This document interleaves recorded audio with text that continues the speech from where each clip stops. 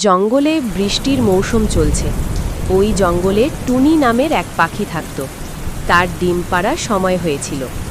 এজন্য সে বৃষ্টি আসার আগে তার বাসা নতুন করে বানাতে পারেনি। এজন্য বৃষ্টির কারণে তার অনেক সমস্যা হচ্ছিল। বৃষ্টির মৌসুম তো এসে গিয়েছে, আমাকে আমার নতুন বাসা বানিয়ে নিতে হতো। এখন আমি কি করব? বৃষ্টির পানি তো সব বাসার ভেতরে জমা হচ্ছে। এই অবস্থায় আমাকে কারো সাহায্য নিতে হবে। টুনি কিছু খাবার সাথে নিয়ে ওই বাসা ছেড়ে দেয় আর কারো কাছে সাহায্য নেওয়ার জন্য চলে যায়। উড়তে উড়তে সে তোতা মাসির বাসায় আসে আর তাকে ডাকতে থাকে।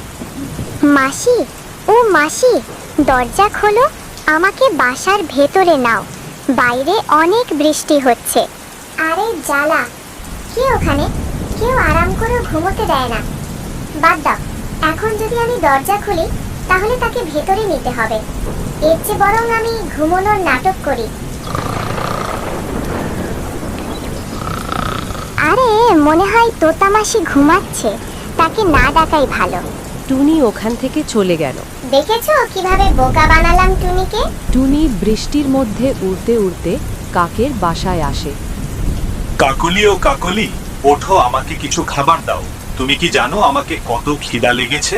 হ্যাঁ তো, আমি কি এখানে খাবার খেয়ে বসে আছি? আমিও না খেয়েই আছি। আরে ঠিক আছে, তো এখন খাবার দাও, আমরা দুজনে মিলেমিশে খাবার খাই। আচ্ছা, এখানে কি খাবার আমাদের বাসার ভেতরে হয়? তাই দিব? খাবারের একটি দানাও নাই, কোথা থেকে দিব খাবার? আরে এই বৃষ্টি থামার নামও নিচ্ছে না। যদি খাবার নিজে এসে দরজা ঠকঠকিয়ে বলতো, এসো আমাকে খেয়ে যাও। তখনই দরজায় কেউ এসে ঠকঠাকায়। বা কালুজি, গিয়ে দেখো তো, মনে হয় উপরাল্লাহ তোমার কথা শুনেছে। কাক ভাই, দরজা খোলো। আরে ধার, তুমি এখানে কি করছো? আরে কাক ভাই, আমাকে তোমার বাসায় নিয়ে নাও। বাইরে অনেক বৃষ্টি হচ্ছে।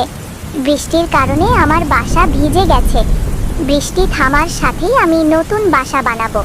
তখনই কাক টুনির কাছে খাবারের একটা পুঁটলি দেখতে পায়। আরে বাবা, খাবার!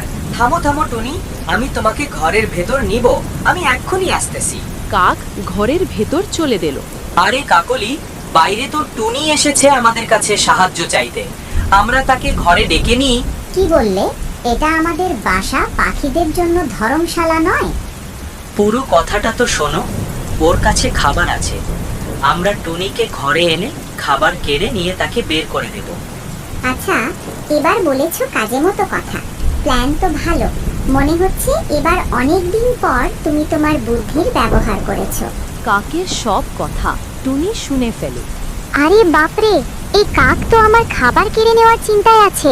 আমাকে এখান থেকে চলে যেতে হবে। টুনি ওখান থেকে চলে যায়। আচ্ছা, এখন চলো আমরা তাকে এখনই ডাকি। আরে এই টুনি কোথায় গেল? কোথায় গেল? এই টুনি পালিয়ে গেল না তো? মনে হয় সে আমাদের কথা শুনে ফেলেছে। এদিকে টুনি একটি গাছে এসে বসে পড়ল। আরে বাপরে, ভালো হয়েছে আমি তাদের কথা শুনিনি। কিন্তু এমন অবস্থায় তো আমি বেশিক্ষণ উড়তে পারবো না। তখনই সেখান থেকে একটি শিকারী চিল যাচ্ছিল। সে টুনিকে দেখে ফেলে। আরে বাহ, এই বৃষ্টির মধ্যে তো আমার ভালো শিকার মিলেছে। এখনই এই পাখিকে বাসায় নিয়ে গরম মশলা দিয়ে ভালো করে রান্না করে খাবো। চিল টুনির কাছে চলে গেল। চিলকে দেখে টুনি ভয়ে কাঁপতে লাগলো। আরে ভয় পেও না, আমি তোমাকে কিছুই করব না। মনে হয় বৃষ্টির কারণে তুমি এখানে আটকা পড়েছো।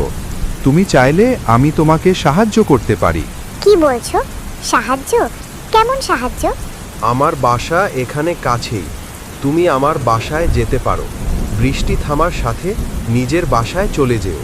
তাছাড়া এখানে বৃষ্টির মধ্যে থাকলে অন্য শিকারী পাখি তোমাকে ধরে খাবে। চিলের এ কথা শুনে টুনি ভাবতে থাকে। আরে বাপরে, আমি এই চিলের কথা বিশ্বাস করব না। কিন্তু এখান থেকে যদি পালাই তাহলে চিল আমাকে ধরে মেরে ফেলবে। আমাকে আমার এবং বাচ্চার জীবন বাঁচাতে হবে। কি হলো? তুমি কি ভাবছো?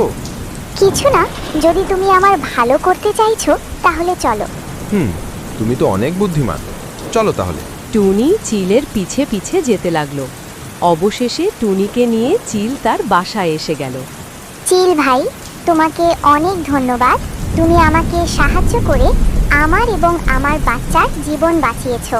কি বললে তোমার পেটে ডিম? এ কথা শোনার পর চিলের খুশি আরও বেড়ে গেল। হ্যাঁ চিল ভাই, আর আমার ডিম পাড়ার সময়ও হয়ে গেছে। চিল ভাই, আমার অনেক পিপাসা লেগেছে, আমি কিছু পানি খেয়ে আসি। আরে বাহ, একেই বলে সোনায় সোহাগা। এখন আমি এই পাখির সাথে তার ডিমও খাবো, শুধু একে কোথাও যেতে দেওয়া যাবে না। আরে টুনি, যদি তোমার পিপাসা লেগে থাকে তো আমি পানি এনে দিচ্ছি, তুমি কেন কষ্ট করবে? আচ্ছা ঠিক আছে। আমি এখনই পানি নিয়ে আসছি, তুমি এখান থেকে বাইরে যেও না কিন্তু। কি বলো তো, বাইরে বিপদ হতে পারে। চিল পানি আনার জন্য সেখান থেকে চলে গেল। আরে বাপরে, ভালো হয়েছে সে আমার কথায় চলে গেছে। এখন আমাকে এখান থেকে চলে যেতে হবে। টুনি তার বুদ্ধি দিয়ে সেখান থেকে জীবন বাঁচিয়ে পালিয়ে আসে। উড়তে উড়তে সে কিছু দূর আসে এবং সেখানে একটি কাঁঠাল গাছ দেখতে পায়। সে গাছের ডালে গিয়ে বসে। আরে বাপরে, আজ তো বিপদ শেষই হচ্ছে না। এখন আমাকে আমার নতুন বাসা বানিয়ে নিতে হবে, তা না হলে আবার নতুন কোনো বিপদ আসবে। তখনই টুনি ওই গাছে বড় বড় কাঁঠাল দেখতে পায়, আর টুনির মাথায় বুদ্ধি আসে। আরে, এই কাঁঠালগুলো তো দেখতে অনেক বড়, আমি এই কাঁঠালের ভিতর বাসা বানাতে পারি, এটা আমার জন্য একদম ঠিক হবে। টুনি একটি কাঁঠালের ভেতরে ফাঁকা করে এবং সেখানেই তার বাসা বানায়। কিছুদিনের মধ্যে টুনি একটি ডিম দেয়। এভাবেই চলতে লাগে, আর কাঁঠালের বাসায় টুনিও সুখে শান্তিতে বসবাস করতে থাকে।